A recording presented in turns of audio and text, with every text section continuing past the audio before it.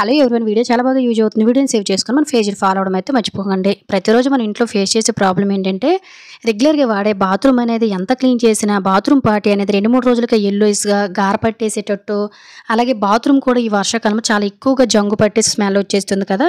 దీనికోసం మన హార్పిక్‌లు యూజ్ చేయవలసిన అవసరం ఏమీ లేకుండా ఈజీగా ఎలా క్లీన్ చేసుకోవాలో చూద్దాము.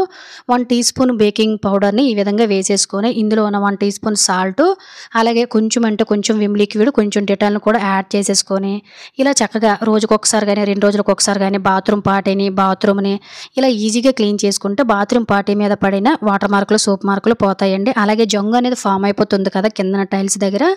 ఈ వాసన కూడా వచ్చేస్తుంది ఈ జంగు వల్ల. ఈ స్మెల్ కూడా రాదు. అలాగే గచ్చులు కూడా జారకుండా ఉంటాయండి. హార్పిక్‌లో ఎక్కువ కెమికల్స్ ఉంటాయి కాబట్టి రెగ్యులర్ యూజ్‌కి హార్పిక్ పనికిరాదు కాబట్టి ఇలా ఇంట్లోనే నేచురల్ వాటితోటి బాత్రూమ్‌ని ఎప్పుడు కూడాను కొత్త దానిలా మెరిపించుకొని సువాసన భరితంగా చేసుకోవచ్చు. యూజ్ అవుతుందంటే ట్రై చేయండి. Thank you for